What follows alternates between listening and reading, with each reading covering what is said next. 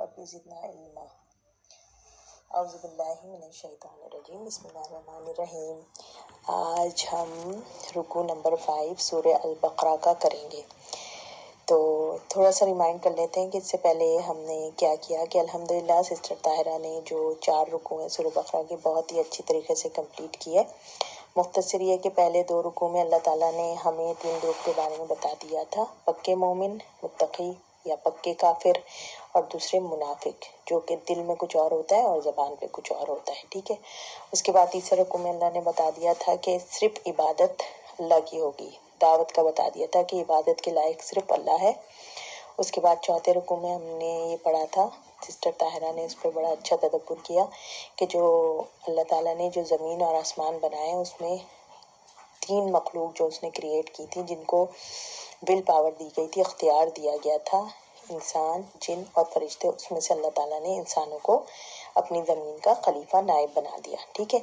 अब जब खलीफा नायब बनाया जाता है तो जाहिर सी बात है, ओहदा दिया जाता है तो कुछ रूल एंड रेगुलेशन होते हैं, कुछ आइन दिया जाता है। ठीक है। तो इस तरह अब जो 5वां रुकू है इसमें हमें ये पता चलेगा कि जब अल्लाह ताला किसी कौम को खलीफा बनाते हैं, काम देते हैं, ओहदा देते हैं, तो क्या क्या चार्टर होता है, क्या लाहे अमल होता है जिस पर अमल करना होता है, और अगर नहीं करें तो फिर क्या उसकी सज़ा मिलती है। तो ये तदब्बुर शुरू करने से पहले मुझे जो हमने 4 रुकू किए हैं उसके हिसाब से एक बहुत अच्छा शेर याद आ गया। ना हो जिससे कभी गलती उसे रहमान कहते हैं, ना हो जिससे कभी गलती उसे रहमान कहते हैं, जो गलती पर करे गलती उसे हैवान कहते हैं, जो गलती करके अड़ जाए उसे शैतान कहते हैं, जो गलती करके पछताए उसे इंसान कहते हैं। तो अब हमें ये देखना है कि भाई हम वो इंसान बने जो कि पहले ग्रुप में आते हैं, मुत्तकी। ठीक है। अच्छा, अब देखिए, अब ये 4 रुकू जो थे वो एक दूसरे से कनेक्टेड थे।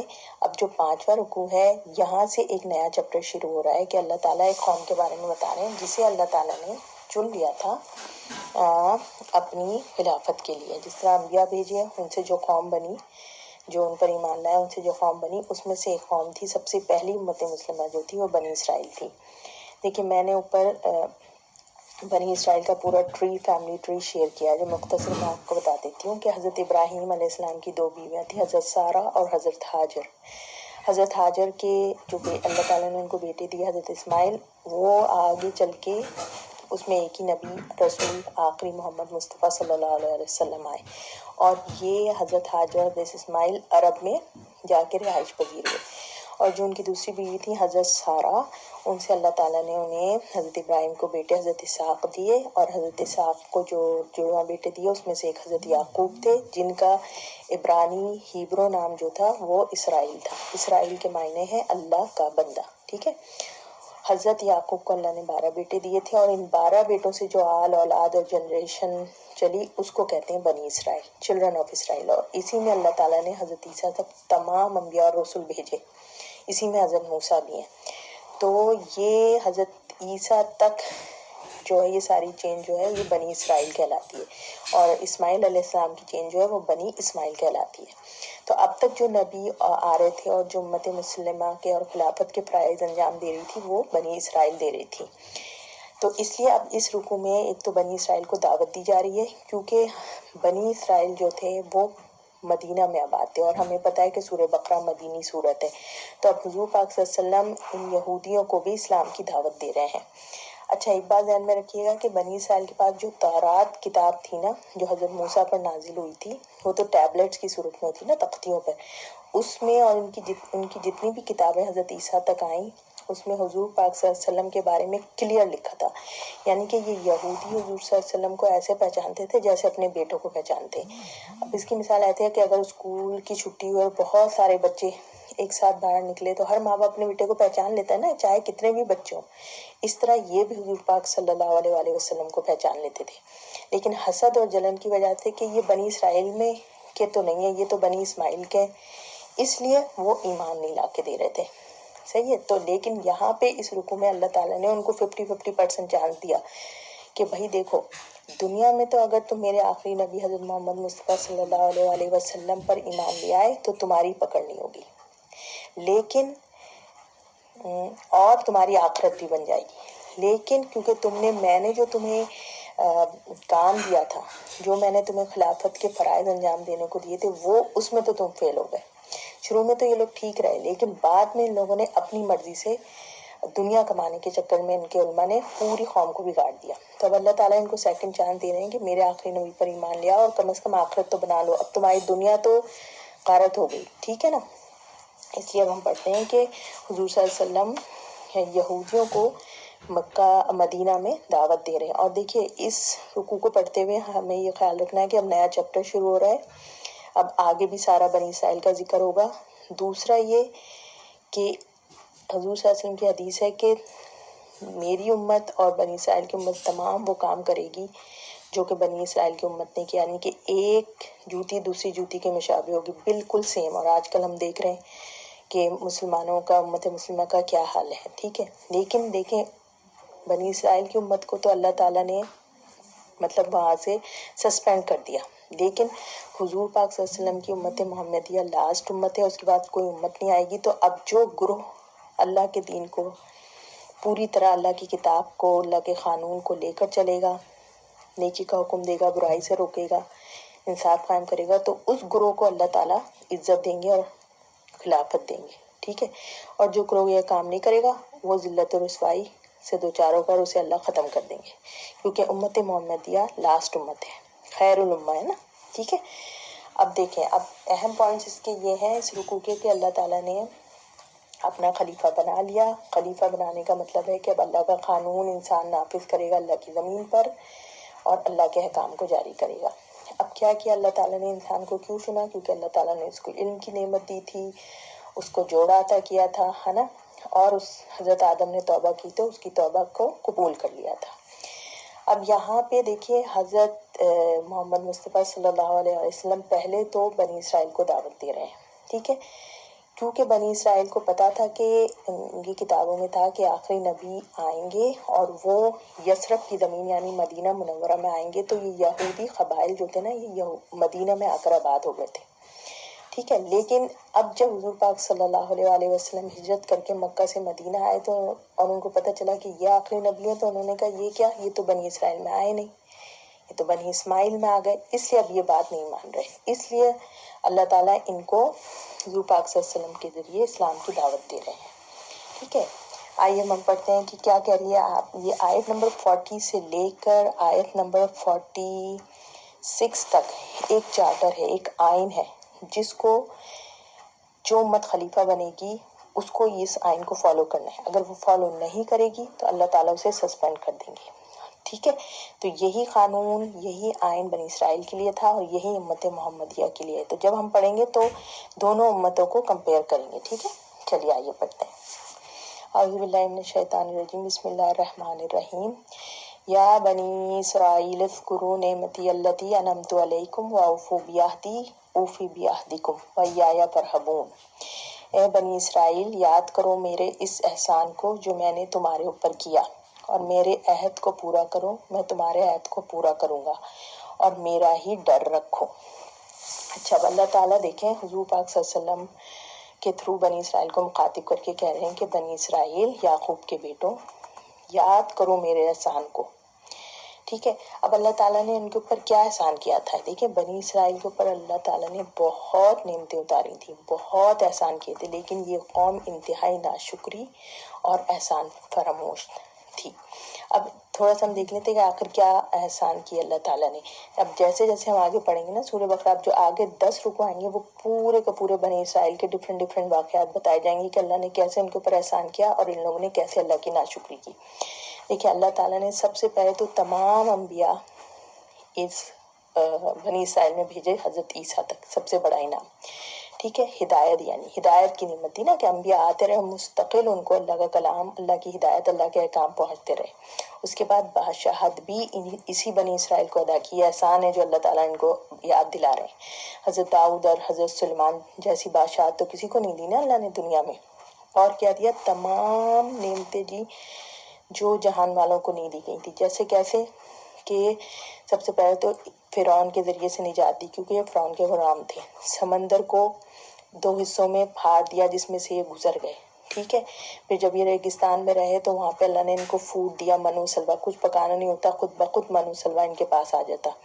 اور پھر وہاں پانی نہیں تھا تو 12 چشمے، 12 قبیلے تھے یہ، تو 12 چشمے پھوٹ پڑے ریگستان میں، ٹھیک ہے۔ تو یہ دیکھیں، یہ ساری نعمتیں اللہ تعالیٰ گنا رہے ہیں، اور بھی آگے ہم پڑھیں گے تو پتہ چلے گا کہ اللہ نے کتنا احسان کیا ان کے اوپر۔ ساری کی ساری کتابیں، جتنی بھی کتابیں ہیں، توریت، زبور، انجیل، ساری کی ساری اس بنی اسرائیل میں آئی۔ تو اللہ تعالیٰ بتا رہے ہیں کہ میرا احسان یاد کرو جو میں نے تمہارے اوپر کیا تھا۔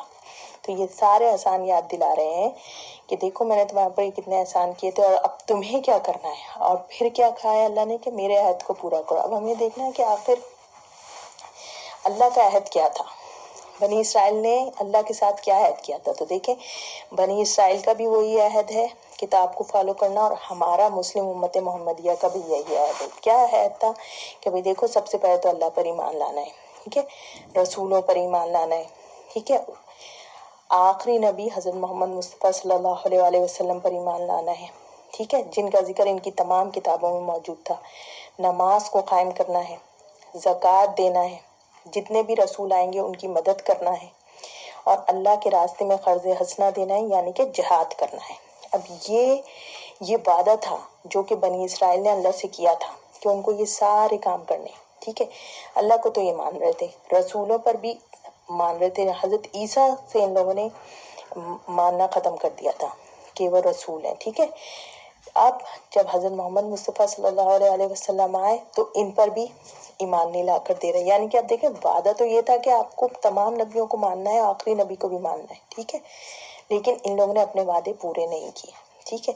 رسولوں کی مدد کرنا تھی نا، حضور جتنے بھی نبی ہیں اللہ کے دین کو لے کر چل رہے ہیں تو ان کی مدد کرنا تھی، لیکن ان لوگوں نے شروع میں تو اچھا کیا جیسے حضرت سلمان تک، اس کے بعد ان کی جنریشن میں نفسی آ گئی، یعنی کہ اپنے نفس کی بات سننے لگے، اور ان لوگوں نے نبیوں کو قتل بھی کرنا شروع کر دیا، ان کی مدد نہیں کی، اپنی مرضی سے اپنی کتاب میں چینجز شروع کر دی، دنیا کمانے لگے۔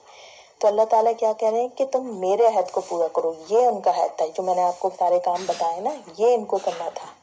اگر یہ سارے کام کرتے تو اللہ اپنا وعدہ پورا کرتا۔ تو اللہ کا کیا وعدہ ہے؟ جب آپ اللہ، ٹھیک ہے، شرط ہے کہ ہم پہلے اللہ کا وعدہ پورا کریں، جب اس کی زمین پر، اللہ تعالیٰ کی زمین پر اللہ کا قانون نافذ کریں، اللہ کا انصاف نافذ کریں، نیکی کا حکم دیں، برائی سے روکیں، ٹھیک ہے، تب جا کے اللہ کا وعدہ پورا ہوتا ہے، ٹھیک ہے۔ یعنی آپ نے جو ہم ایز اے قوم جو وعدہ کیا، لیکن بنی اسرائیل نے یہ وعدہ پورا نہیں کیا۔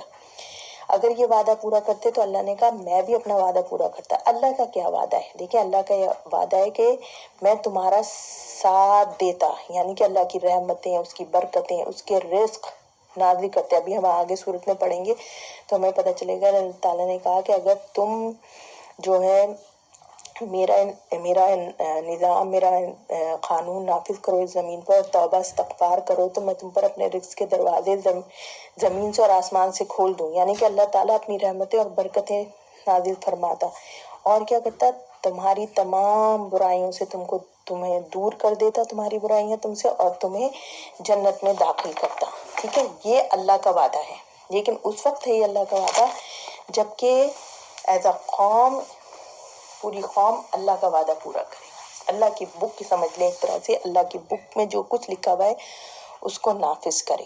اب یہ چیز دیکھیں، اب میں نے آپ سے کہا تھا کنٹراسٹ کر لیں کہ ہم اب بنی اسرائیل کو تو ہٹا دیا، اب بنی اسرائیل، اگر ہم حضور محمد مصطفیٰ صلی اللہ علیہ وسلم کے ٹائم پہ چلے جائیں تو ہر انڈیویجول یہودی کو آنا تھا اور حضور پاک صلی اللہ علیہ وسلم کے اوپر ایمان لانا تھا کہ وہ آخری نبی ہیں، ٹھیک ہے۔ اب اس میں سے کچھ لوگ تو یہودی ایمان لائے، لیکن بہت سے علماء دین نے کیا کیا تھا کہ اصل چیز تو بتائی نہیں عام عوام کو، اور حضور صلی اللہ علیہ وسلم پر ایمان لانے سے روک دیا۔ یہ آگے آئے گا ابھی کیوں، ٹھیک ہے۔ اب آپ ہم اپنی امت کو دیکھ لیں کہ دیکھیں یہ پاکستان کس طرح بنا تھا۔ پاکستان کا مطلب کیا؟ لا الہ الا اللہ، یعنی کہ یہاں اسلام کے نام پر بنا تھا۔ 2 ہی ریاستیں ہیں اس دنیا میں جو اسلام کے نام پر بنی ہیں، ایک پاکستان، اسلامی مملکت پاکستان، دوسری اسرائیل، ٹھیک ہے۔ अब पाकिस्तान में हमने लिया तो हमने ये वादा किया था ना अल्लाह से कि अल्लाह इतना अच्छा अल्लाह ने हमें मुल्क दिया जहाँ पे सारी मादनी वसाइल सब कुछ मौजूद है। छोटे से किस्म में अल्लाह ने अपनी पूरी नेमतें रखी हुई हैं, लेकिन क्या एज अ मुस्लिम उम्मा हमने अपने वादे को पूरा किया? क्या इतनी सी ज़मीन पर जो अल्लाह ने हमें दी थी हमने अल्लाह का कानून, अल्लाह का निज़ाम नाफिज किया? क्या बुराई को रोका और नेकी को प्रमोट किया? क्या बेहयाई को ख़त्म किया? अब आप खुद देख लें। अब हम क्या करते हैं? हम भी अल्लाह ताला के कानून को नाफिज नहीं कर रहे ना, इसलिए देखें अल्लाह अपना वादा पूरा नहीं कर रहा। अब क्या है, क्योंकि उम्मत मोहम्मदी अब क्या कहते हैं, अगर पाकिस्तानी कौम ये नहीं करेगी तो अल्लाह भैया इस कौम को जिल्लत और रुसवाई में मुब्तला कर देगा, अपनी रहमतें बरकतें रोक देगा। इसी तरह अगर अरब नहीं करेंगे अपना वादा पूरा तो अल्लाह ताला उस कौम को भी दलील और रुसवा कर देगा। और अगर टर्की है जो मुस्लिम ममालिक अगर वो नहीं करेंगे तो अल्लाह उनको ख़त्म कर देगा। और कुछ नहीं, अल्लाह के लिए कोई मुश्किल थोड़ी है। अगर ये गोरे यूरोपियन, अमेरिकन, अफ्रीकन ये अल्लाह के दीन को लेकर चलेंगे तो अल्लाह ताला इनके जरिए दीन का काम लेगा।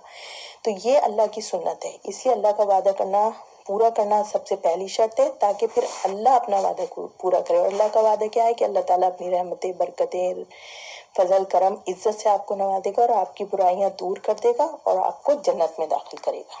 ठीक है।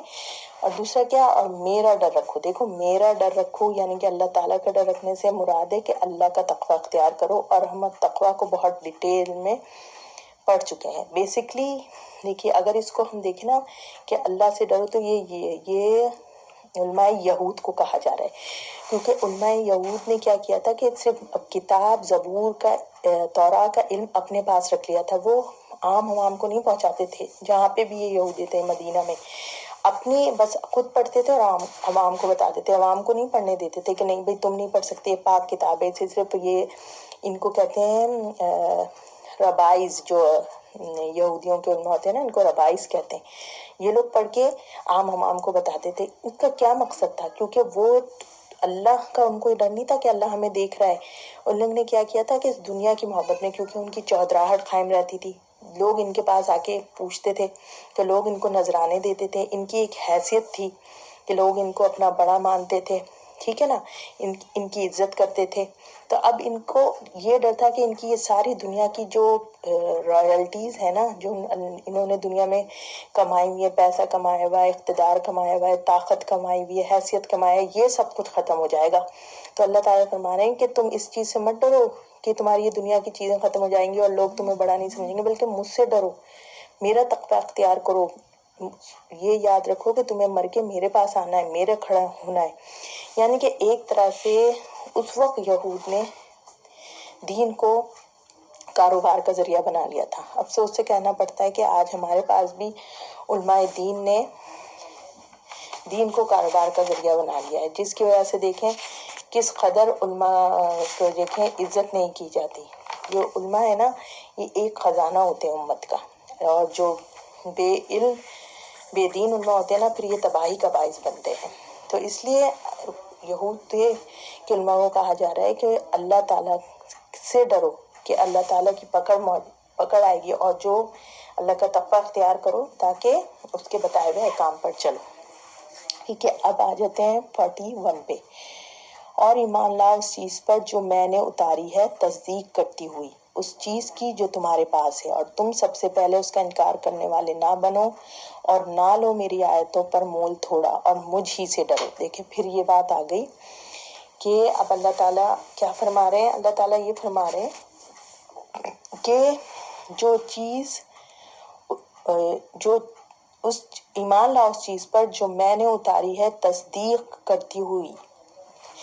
अब अल्लाह ताला फरमा रहे हैं कि तुम्हें, यहूदी उलमा से कह रहे हैं, यहूदियों से कह रहे हैं कि तुम्हें कुरान पर और रसूल पाक सल्लल्लाहु अलैहि वसल्लम पर ईमान लाना बहुत ज़रूरी है। ईमान का हिस्सा है, कलमे का दूसरा पार्ट है मोहम्मद रसूलुल्लाह, है ना, कि अल्लाह को तो वो मानते थे, लेकिन क्या कर रहे हैं, वो रसूल हज़रत मोहम्मद मुस्तफ़ा सल्लल्लाहु अलैहि वसल्लम को नहीं मान रहे, और उन पर आई हुई किताब को भी नहीं मानते थे। कहते थे हम सिर्फ अपने रसूल और अपनी किताब को मानते हैं। तो अल्लाह ने कहा नहीं, तुम्हें अल्लाह की लाई हुई किताब कुरान मजीद और जिस नबी पर होती है हज़रत मोहम्मद मुस्तफ़ा सल्लल्लाहु अलैहि वसल्लम, उन पर ईमान लाना ज़रूरी है। और वो किताब कहती है कुरान, जिसमें जो तस्दीक करती है तौरात की भी, कि یعنی کہ دیکھیں کنیکشن ہے تورات کا اور قرآن کا، کہ تورات میں حضور پاک صلی اللہ علیہ وسلم کی تمام نشانیاں موجود ہیں، اور قرآن تو کہہ ہی رہا ہے کہ یہ آسمانی کتاب ہے، توریت زبور انجیل، یعنی کہ قرآن تو وہ سب کچھ بتا رہی ہے جو تمہاری کتاب میں لکھا ہوا ہے، ٹھیک ہے، تصدیق کر رہی ہے کہ یہ آسمانی کتاب ہے جو حضرت موسیٰ پر نازل ہوئی ہے، اس کے اندر جو شرعی احکام ہے وہ بھی ایٹ لیسٹ وہی تھے جو قرآن مجید میں موجود تھے، ٹھیک ہے۔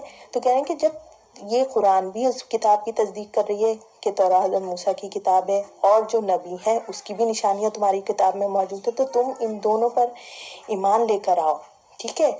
اور تم سب سے پہلے اس کے انکار کرنے والے کیوں بن گئے؟ اب جب یہودیوں کو تبلیغ کی گئی نا حضور پاک صلی اللہ علیہ وسلم نے ان کی، تو انہوں نے انکار کر دیا ماننے سے، تو اللہ تعالیٰ کہہ رہے ہیں کہ تم تو علم والے ہو۔ دیکھیں جو کفار مکہ تھے نا، جو یہ بت پرستی والے تھے، ان کے پاس تو نہ کوئی کتاب تھی نہ کوئی علم تھا، لیکن جو یہودی تھے نا ان کو تو پتا تھا کہ نبی کون ہے، وحی کیا ہے، کتاب کیا ہے، شریعت کیا ہے، وہ تو سب جانتے تھے، لیکن اتنا علم رکھنے کے بعد سب سے پہلے انکاری وہ ہوئے۔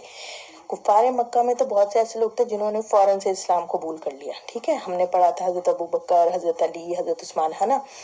لیکن یہودی تو دیکھیں سب کچھ معلوم ہونے کے بعد ان کو صاف پتہ ہے، جیسے میں نے ابھی بتایا کہ نبی صلی اللہ علیہ وسلم کو پہچانتے تھے جیسے اپنے بیٹوں کو، لیکن سب سے پہلے انہوں نے انکار کر دیا کہ نہیں ہم نہیں مانیں گے۔ کیوں انکار کیا؟ وہی شیطانی صفت ان میں آ گئی کہ انہوں نے تکبر کیا کہ ہم اللہ کی لاڈلی قوم ہے اور چوزن ون ہے، ہم بنی اسرائیل سے ہیں، اور دیکھیں یہی آج ہم بھی کر رہے ہیں۔ ہم سے مراد امت محمدیہ کہ حضور پاک صلی اللہ علیہ وسلم کی امت ہے، حضور پاک صلی اللہ علیہ وسلم کی شفاعت نصیب ہوگی، ہمیں جنت کی آنکھ چھو نہیں سکتی، اگر چھوئے گی بھی تو تھوڑے عرصے کے لیے چھوئے گی، حضور صلی اللہ علیہ وسلم ہمیں بچا لیں گے۔ یہ کانسیپٹ غلط ہے، یہ کانسیپٹ نہیں ہے، نہیں ہونا چاہیے۔ ان کا دیکھیں یہودیوں کا بھی یہی تھا کہ انہوں نے سب کچھ علم ہونے کے باوجود انہوں نے اپنے آپ کو سپیریئر سمجھا اور ماننے سے انکار کر دیا۔ اس کے باوجود اللہ نے کیا کہا کہ تم میری آیتوں کو تھوڑی قیمت پر بیچ رہے ہو۔ کس طرح سے یہ تھوڑی قیمت پر اللہ کی آیتوں کو بیچ رہے ہیں؟ دیکھیں ان کے پاس بک موجود تھی، لیکن یہ عوام کو بتاتے نہیں تھے کہ یہ اصلی یہی نبی آخری نبی ہیں، ان کو سب پتا تھا، لیکن یہ خاموش ہو جاتے تھے کہ بھئی اگر ہم بتا دیں گے عام عوام کو کہ بھئی یہی آخری نبی ہے، یہ کتابیں تورات میں موجود ہیں، اور پوری عوام کو تورات پڑھنے کی اجازت دیں گے، تو ہر کوئی جا کے حضور پاک صلی اللہ علیہ وسلم پر ایمان لے آئے گا نا۔ اس لیے کیا کرتے تھے کہ عوام کو بتاتے نہیں تھے، تاکہ یہ اپنا ان کا ہول، میں نے آپ کو بتایا نا، پاور چودراہٹ قائم رہے، لوگ انہیں ظاہر بات ہے پیسے دیتے تھے، کھانا دیتے تھے، پوزیشن تھی ان کی، تو نہیں چاہتے تھے کہ یہ سب چیزیں، دنیا کی چیزیں ختم ہو۔ یہ مطلب ہے کہ تھوڑی سی قیمت، دنیا کیا ہے؟ دنیا تو حقیر سی چیز ہے نا، ختم ہو جائے گی، 50 60 70 80 90، اس کے بعد دنیا ختم، سب کچھ یہی رہ جائے گا، آپ نے اکیلے اپنے اعمال کے ساتھ قبر میں لیٹنا ہے۔ تو یہ تھوڑی سی دنیا حاصل کرنے کے لیے یہ لوگ کیا کرتے تھے؟ حق کو چھپا دیتے تھے، اپنی کتاب کی باتوں کو چھپا دیتے۔ تو یہ اللہ تعالیٰ کہہ رہے ہیں ایسا نہیں کرنا ہے۔ آج کل قرآن کو ہر کسی کو پڑھنا آنا چاہیے، اسکول میں، کالجز میں، سب بچوں کو کوئی آیتیں بتانی چاہیے، لیکن علماء نے صرف اپنے تک رکھ لیا ہے کہ بھئی وہی پڑھ کے سنائیں گے، وہی تفسیر سنائیں گے۔ سب پڑھیں، سب ایک دوسرے سے استفادہ حاصل کریں، تاکہ آپ اندھے بہرے گونگے نہ بن جائیں، ٹھیک ہے، تاکہ آپ خود پڑھ ہی نہیں رہے، کسی اور کو آپ خود علم حاصل کریں، خود پڑھیں، خود ایسے آج کل تو ہر جگہ قرآن سکھایا پڑھایا جا رہا ہے، جیسے اب ہم یہ تدبر ہے، ہم تدبر کرتے ہیں، ہم کتنے اسکالرس کو سنتے ہیں، ہم خود پڑھتے ہیں، تو اب ہمارا دماغ کھل رہا ہے نا۔ آج کل بھی یہی ہوتا ہے، کیا کرتے ہیں علماء دین؟ اپنی پسند سے فتوے دے دیتے ہیں نا۔ کیوں دیتے ہیں؟ کیونکہ دیکھیے حکومت میں کسی کو عہدہ چاہیے، کسی کو پاور چاہیے، کسی کو اس دنیا کے عیش و آرام چاہیے، کسی کو شہرت چاہیے، ٹھیک ہے۔ اب سستے فتووں سے کیا مراد ہے؟ اپنے کے دیکھیں سود کا فتویٰ، سب کو پتا ہے کہ سود منع ہے، لیکن ہم سود لے رہے ہیں، اللہ سے جنگ کی ہوئی ہے۔ شراب اور کھانے پینے، حلال حرام کی تمیز بھول گئے، ٹھیک ہے۔ گانے بجانے کا فتویٰ، گانا حرام ہے کہ نہیں ہے بھائی، ٹھیک ہے۔ پردے کا فتویٰ، نظر کا پردہ ہونا چاہیے، دل کا پردہ ہونا چاہیے، لباس کیسا بھی ہو، یہ سب کیا ہے؟ یہ اپنی مرضی کے آپ دین بنا رہے ہیں نا۔ طلاق، نکاح، حلالہ، یہ سب کیا ہے؟ خود بخود جیسا نفس چاہ رہا ہوتا ہے نا، اس طرح کے کام کرتے ہیں، اور علماء دین اس طرح کا فتویٰ ان کو دیتے ہیں، کیونکہ انہیں پیسہ کمانا ہوتا ہے، ان کی روزی بند ہو جائے گی۔ تو یہ بتایا جا رہا ہے کہ دنیا کی اس تھوڑی سی زندگی کے لیے اپنے آپ کو مت خسارے میں ڈالو اور اللہ سے ڈرو۔ پھر وہی بات آ گئی، اللہ سے ڈرو کا مطلب یہ ہے کہ اللہ کا تقویٰ اختیار کرو کہ ایک دن اللہ کے سامنے کھڑے ہونا ہے، اور جو کچھ تم نے اس دنیا میں کیا ہے اس کا جواب دینا ہے۔ اب ہم آگے چلتے ہیں۔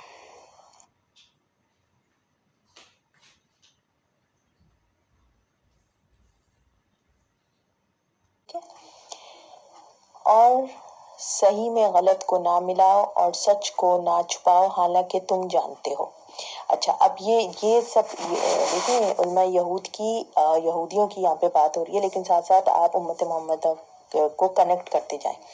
اور صحیح میں غلط کو نہ ملاؤ، اب کیا کرتے تھے دیکھیں یہ علماء یہود کیا کرتے تھے، حق بات کو چھپا لیتے تھے، ٹھیک ہے، اور گول مول کر کے جواب دیتے تھے، یعنی کہ ان کو پتا تو ہوتا تھا کہ یہ بات حق ہے سچ ہے، لیکن اس کو چھپا لیتے تھے اور اپنے نفس سے بنا کے نا جو وہ بات پیش کر دیتے۔ اور دیکھیں جب آپ کو سچ کا علم ہو، یعنی کہ آپ جان کر حق کو چھپائیں، تو یہ چیز اللہ کے غضب کو آواز دیتی ہے، پھر آپ اللہ کی سزا کے حقدار ہو جاتے ہیں۔ یہی یہود کے علماء اس وقت مدینہ منورہ میں کر رہے تھے، کیا کہ حضور صلی اللہ علیہ وسلم کو جانتے تھے، پہچانتے تھے، لیکن نہ خود مان رہے تھے اور نہ اپنی عام کو ماننے دے رہے تھے، ٹھیک ہے۔ حالانکہ تم جانتے ہو، اب کیوں حالانکہ تم جانتے ہو اللہ تعالیٰ نے کہا، کیونکہ ظاہر سی بات ہے ان کی، ابھی ہم نے پڑھا کہ جو قرآن اور تورات نازل ہوئی ہے اس میں حضور پاک صلی اللہ علیہ وسلم کے بارے میں، ان کی تورات میں پوری کی پوری حضور صلی اللہ علیہ وسلم کیسے ہیں، ان کے اصحاب کیسے ہیں، وہ کس جگہ پر آئیں گے، سب جانتے تھے، پہچان گئے تھے۔ آپ نے سنا کہ حضور پاک صلی اللہ علیہ وسلم کی جو ایک زوجہ مبارکہ تھیں وہ یہودی تھیں، جس کی وجہ سے پورا قبیلہ جو ہے مسلمان ہو گیا تھا، کہ جب انہوں نے خواب دیکھا تھا کہ میں نے اپنی گود میں چاند اترتا ہوا دیکھا ہے، تو ان کے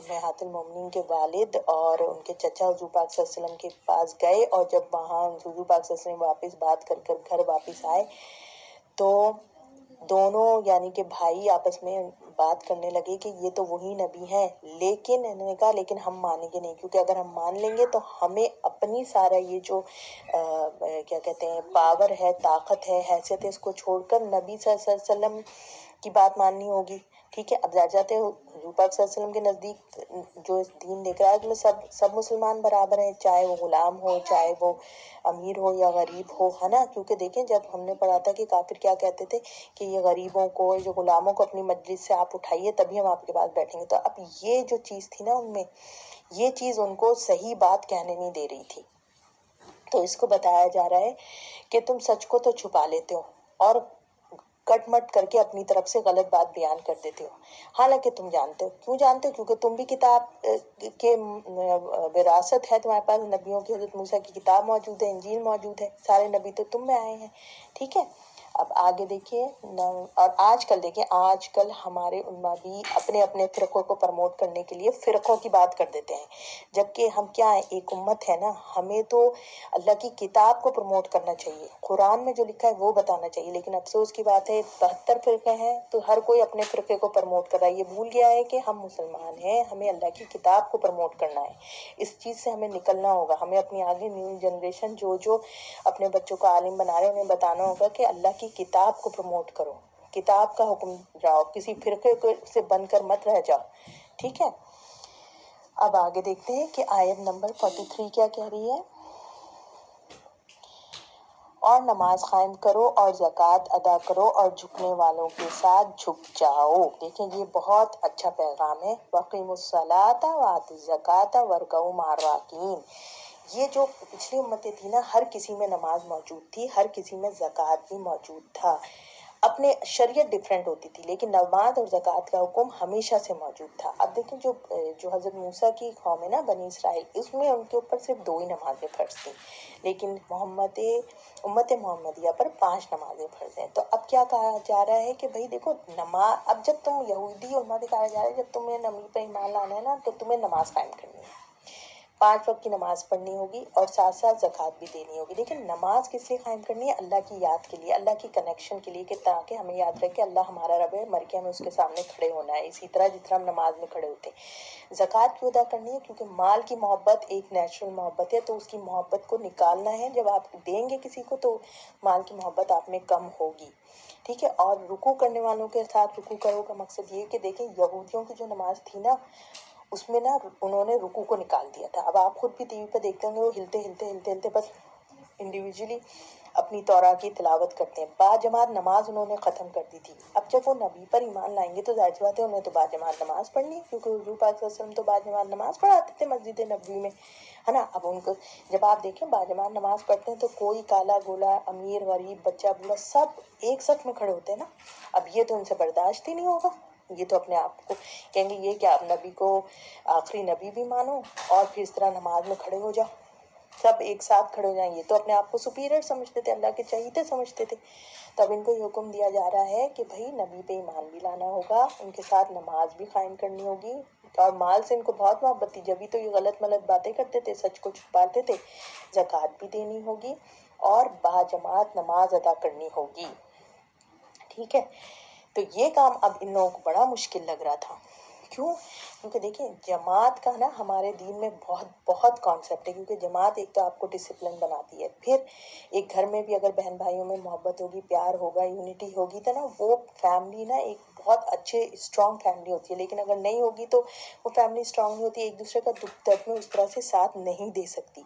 इसलिए इन यहूद को भी ये कहा जा रहा है कि अब तुम्हें मुसलमान होना है तो ऐसे ज़बानी नहीं होना है, फिर तुम्हें सारे का सारा हुज़ूर पाक सल्लल्लाहु अलैहि वसल्लम को अपना नबी मान के फॉलो करना है, जो कि ये नहीं कर रहे थे। इसलिए बता दिया गया कि ये चार्टर है, इस चार्टर को फॉलो करोगे तो इज्जत मिलेगी।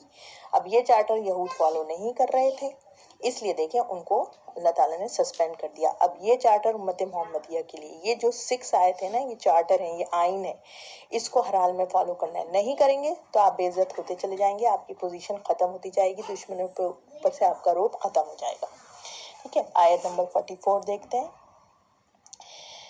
क्या तुम लोगों से नेक काम करने को कहते हो और अपने आप को भूल जाते हो, हालांकि तुम किताब की तिलावत करते हो? क्या तुम समझते नहीं? ये देखिए अब बताया जा रहा है कि जो बात आप कहो ना उस पर अमल भी करो तो वो बात का असर होता है। फॉर एग्जाम्पल मैं आपको बता रही हूँ कि एक बाप अपने बच्चों को कहता है चलो नमाज पढ़ो, खुद तो वो नमाज पढ़ रहा नहीं, देखो तुम सिगरेट मत पीना, खुद तो वो सिगरेट पी रहा, तो उसकी बात में ना असर नहीं होता। इसी तरह ये यहूद उलमा और उम्मत मोहम्मदिया के भी उलमा से कहा जा रहा है कि भाई तुम ये कैसी बात करते हो, खुद तो तुम अमल कर रहे नहीं और दूसरों को नेकी का हुक्म दे रहे हो। इसकी छोटी सी मिसाल ये है कि देखें पैसा खर्च, वो यहूद उलमा उस वक्त पैसा खर्च करते नहीं थे, पैसा कमाते थे अपनी आवाम से, ठीक है। अब यहाँ पे भी क्या होता है, डोनेशन मांगे चले जा रहे हैं, मांगे चले जा रहे हैं। अब क्या वो डोनेशन आप सही जगह पे खर्च कर रहे हैं? क्या आप भी किसी को डोनेशन देते हैं? क्या आप किसी की मदद करते हैं? ठीक है। इसी तरह एक जो क्या कहते हैं बदतर उम्मा वो है जो बेअमल हो, जिसका अमल ना हो। तो इसलिए याद रखें कि नेकी का हुक्म देना एक अलग बात है, लेकिन अगर खुद आप नहीं कर रहे हो और वो काम और दूसरों कह रहे हैं तो फिर उस बात में असर नहीं रहता। अब यहूद उलमा जो है ना उस वक्त यही करते थे, क्या करते थे कि वो ना खुद मान रहे हैं हुज़ूर पाक सल्लल्लाहु अलैहि वसल्लम को और ना दूसरों को मानने दे रहे, और जब कोई मानता था ना तो फिर उसको भी किसी ना किसी तरह खींचते थे अपनी तरफ कि ये क्या किया तुमने, इस पर ईमान ले आए, ये तो सही बात नहीं है, ठीक है। तो ये बताया जा रहा है यहाँ पर कि तुम लोगों से नेक काम करने को कहते हो और अपने आप को भूल जाते हो, यानी कि ऐसी बात करते हैं कि खुद तो नेकी को करते नहीं और दूसरों को कहते हैं क्यों, क्योंकि उसमें उनका फायदा है, अपने फायदे की बात करते हैं, वो अमल नहीं करते खुद, और दूसरों को कहते हैं क्योंकि उनको दुनिया मिल रही होती है। अब इस तरह इनके यहूद उलमा में ये भी होता था कि इन्होंने ना जब फैसले करने होते ना तो अमीरों के लिए अलग क्राइटेरिया बनाया होता था अपनी कौम में से। अपने जो अमीर लोग होते थे जो उनको डोनेशन देते थे पैसे, उनके लिए एक सज़ा का अलग क्राइटेरिया था और गरीबों के लिए अलग था। और दूसरों को क्या कहते थे, नहीं तुमने ये नेकी का काम करना है, तुमने ये करना है। तो खौफ खुदा इनमें से बेसिकली ख़त्म हो चुका था। तो इसलिए अल्लाह ताला इनसे कह रहे हैं कि तुम किताब की तिलावत करते हो, क्या तुम समझते नहीं? तौरात का पूरा इल्म तो देखें ये उल्मा को था ना, यहूद उल्मा को था, तो कहेंगे तुम पढ़ते भी हो कि इसमें क्या चीज़ लिखी हुई है, किस तरह से करनी है, लेकिन तुम उसको फॉलो नहीं करते। अपने ऊपर तो तुम फॉलो नहीं करते, खुद तो तुम खुदा खौफी तुम में है नहीं और दूसरों को तुम बोलते रहते हो, ठीक है। तो यही आजकल हमारे उल्मा के साथ भी कि देखें बाअमल होना चाहिए, अपने किरदार को सबसे पहले अच्छा बनाना चाहिए। देखो हुज़ूर पाक सल्लल्लाहु अलैहि वसल्लम नबूवत से पहले किस तरह मशहूर थे सादिक व अमीन ना, यानी उनका किरदार ही इतना अच्छा था। तो उलमा को, चाहे वो यहूद के हों उस टाइम पे, चाहे वो आज के उम्मत मोहम्मदिया के हों, उनको अपना किरदार ऐसा अच्छा बनाना है ताकि लोग खुद अट्रैक्ट होने की तरफ, ना कि लोगों को तो कहें और खुद बेअमल रहें। ठीक है, ये नहीं होना चाहिए। अब उसके बाद क्या है, आयत 40, आई थिंक आयत नंबर 44 आयत बहुत ज़रूरी है, बहुत ही ज़्यादा इम्पोर्टेंट है। वस्ताइनु बिस्सब्रि वस्सलाह व इन्नहा लकबीरतुन इल्ला अलल खाशीन, और मदद चाहो सब्र से और नमाज से, और बेशक वो भारी है मगर उन लोगों पर नहीं जो डरने वाले हैं। देखिए अब ये सूरह वल असर आ गई कि देखें अल्लाह ताला ने खलीफा बना दिया, अल्लाह ताला ने आपको एक किताब दे दी जो कि आपने पूरी अल्लाह की ज़मीन पर उस किताब के थ्रू चलना है, उस किताब का पूरा सिस्टम निज़ाम नाफिज करना है, इंसाफ नाफिज करना है। अब जब आप फलस क्या करेंगे, जब आप हक की बात कहेंगे तो आपको सब्र करना पड़ेगा। तो इसलिए जब ये पूरा आप काम करेंगे ना कि अल्लाह के दीन को लेकर चलेंगे, देखिए नबी अल्लाह के दीन को लेकर चले तो कितनी उनके ऊपर मुश्किल आए, उन्होंने सब्र किया है ना। अब सब्र किसको कहते हैं बेसिकली, तो इसलिए अल्लाह ताला बता रहे हैं कि जब तुम अल्लाह की मिशन लेकर, अल्लाह की खिलाफत का निज़ाम लेकर चलोगे ना, चाहे वो इंडिविजुअली घर में चले, चाहे आप एज अ नेशन उम्मत चले, आपको प्रॉब्लम आएंगी। अब आपने मदद कैसे हासिल करनी है, नमाज, सब्र के ज़रिए, और किसके ज़रिए, नमाज के ज़रिए। पहले अल्लाह ताला ने क्या कहा, सब्र, क्योंकि देखिए सब्र जो है वो सेल्फ कंट्रोल होता है ना, इंसान पहले सेल्फ कंट्रोल करेगा ना, तभी तो जाके वो कुछ कहने या कुछ काम करने के काबिल रहेगा। तो अब ये सब्र किस तरह करना है, देखें सब्र की सूरह असर जो हमने पढ़ी थी उससे तो बहुत अच्छा तरह पड़ जाता है कि जब आप अल्लाह पर ईमान लाएंगे, नेक अमल करेंगे, तबलीग करेंगे, तो आपको सब्र करना पड़ेगा, क्योंकि जब आप हक बात कहेंगे तो हक बात किसी को पसंद नहीं आएगी, आपके लिए मुश्किलात खड़ी होंगी, फिर आपको सब्र करना है। ठीक है, और सब्र कहा जाता है सेल्फ कंट्रोल को। पहले हम देख लेते हैं कि सब्र की अक़साम क्या है। देखिए सब्र की अक़साम तो एक मुख्तलिफ है। एक तो नेकी करना मुश्किल है तो अल्लाह से मदद मांगो सब्र और नमाज के ज़रिए। नेकी करना आसान नहीं होता, जैसे मैं छोटी सी एग्जांपल दूँ, सुबह फजर की नमाज के लिए उठना आसान नहीं है, लेकिन क्या करते हैं आप, उठते हैं, अपने नींद को कुर्बान करते हैं, इशा की नमाज वहीं कहीं से आ रहे हैं आप तो बहुत थक जाते हैं, तो ये भी एक सब्र है। नेकी को करना ये भी एक सब्र की फॉर्म है, क्योंकि मुश्किल होता है ना करना नेकी, तो उस पर आप सब्र करके नेकी कर रहे हैं। और फिर क्या, हक बात कहना, हक बात कहने के बाद जो सख्ती है, मुश्किलात, जो नज़रें और जो बातें, जो तंज, ये इंडिविजुअली बात कर रही हूँ, बड़े पैमाने पर जितने भी आपको फिजिकली या जो भी किस्म के टॉर्चर्स आ रहे हैं, मुश्किलात आ रही हैं, उनको बर्दाश्त करना, ये भी सब्र की किस्म है। फिर ज़िंदगी में आपको मुसीबतें आएंगी, तकलीफ़ आएगी, परेशानी आएगी, तो बगैर कोई शिकवा शिकायत के बर्दाश्त करना सब्र है। हम सब जो इस ग्रुप में कहीं ना कहीं कुछ ना कहीं, किसी को पेरेंट्स की तरफ से, किसी को कारोबार की तरफ से, किसी को रिलेशन, किसी को औलाद, किसी को बीमारी, किसी को मौत, कहीं ना कहीं से आपको मुश्किलात, मुसीबतें, गम, परेशानियाँ आ रही है ना, तो उसमें बगैर शिकवे शिकायत के चुप बर्दाश्त करना, ये सब्र होता है। पता चला खूब रो दिए, खूब गिले शिकवे कर लिए, खूब बुरा भला कह लिया, उसके बाद कह रहे हैं मैं सब्र कर रही हूँ, वो सब्र नहीं होता। सब्र जो फौरन सब्र होता है। ठीक है, अपने रिएक्शन को कंट्रोल करना सब्र है। कभी बच्चा ऐसी हरकत कर रहा है, कभी स्पाउस ऐसी हरकत कर रहे हैं, कभी ससुराली रिश्तेदार, कभी मैके वाले बहन भाई, कभी बिजनेस वाला, कभी एम्प्लॉय, उस वक्त अपने आप के रिएक्शन को कंट्रोल करना भी सब्र कहलाता है। ये सब हमने कहा था इबादत है, ये सब अल्लाह के हुक्म को अपने ऊपर फॉलो करना। गुनाहों से बचना ये भी सब्र है। देखें, हराम देखने से बचना, हराम पीने से बचना, हराम सुनने से बचना, हराम बोलने से बचना, अपनी टेम्पटेशन को कंट्रोल करना, सेल्फ कंट्रोल, ये सब्र है। गुनाहों से बचना भी सब्र है। तो अब जब आप ये अल्लाह की तकलीफ को, अल्लाह के आइन को अपनी बॉडी पर, चाहे आपका 4 फुट 5 6 फुट का जिस्म है, इसके ऊपर भी आप अप्लाई करेंगे, तब भी आपको सब्र करना होगा। और एज अ उम्मत नेशन चलेंगे तब भी आपको सब्र करना होगा। ठीक है, अब आपने सब्र कर लिया। अब सब्र के साथ नमाज कनेक्टेड है। नमाज क्या है, नमाज जो है वो अल्लाह से कनेक्शन है ना। اب آپ صبر کر رہے ہیں، ظاہر بات ہے آپ کو رونا بھی آ رہا ہے، آپ کو تکلیف بھی ہو رہی ہے، اب آپ کسی سے گلے لگیں گے کریں گے، لیکن ایک پرسنل ٹائم بھی ہوتا ہے انسان کا، وہ ہے اس کے رب کے ساتھ، ہے نا.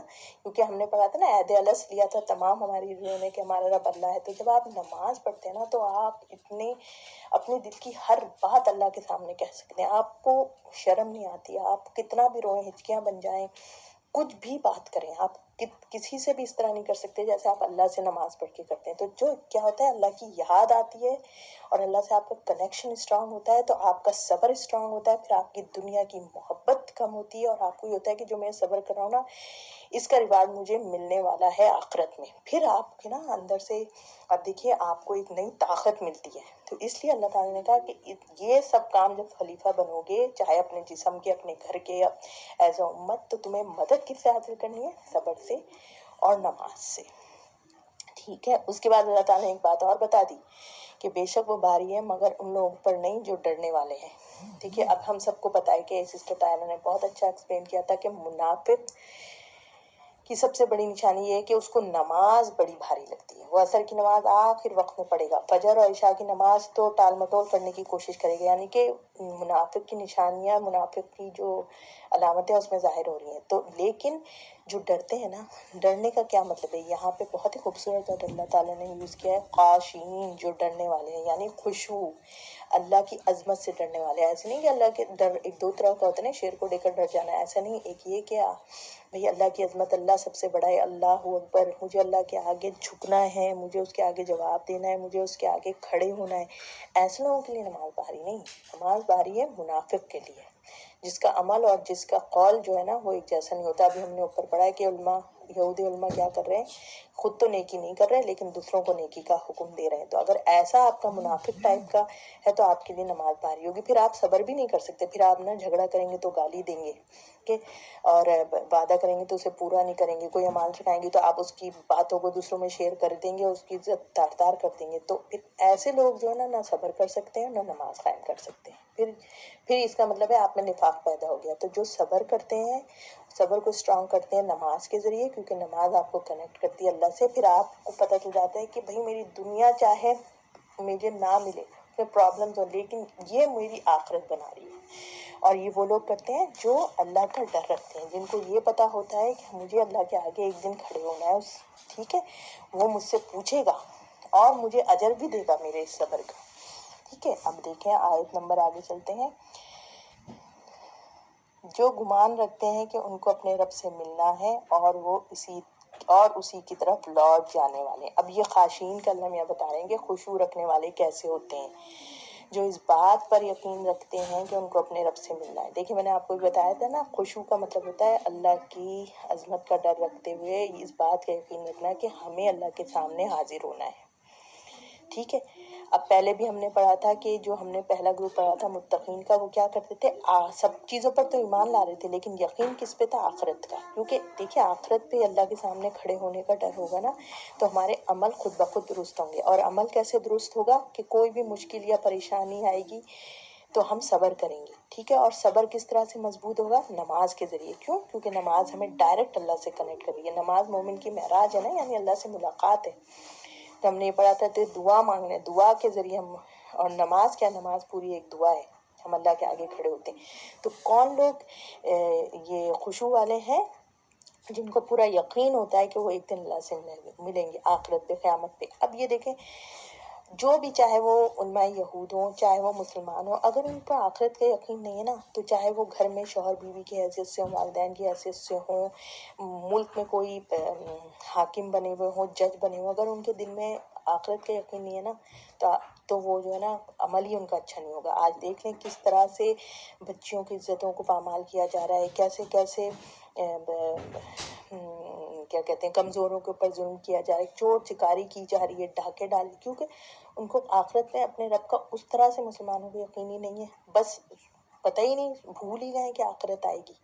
اور یہودیوں کو اس لیے کہا جا رہا ہے کہ بھئی تمہیں تو نماز قائم کرنی ہوگی، حضور پاک صلی اللہ علیہ وسلم پر ایمان لانا ہوگا، باجماعت نماز قائم کرنی ہوگی، اور صبر بھی کرنا ہوگا. ان کے لیے صبر بھی نہیں ہو رہا تھا یہودی علماء سے کہ یہ کیا، یہ تو ہماری بنی اسرائیل میں آنا تھا تو بنی اسماعیل میں آ گئے.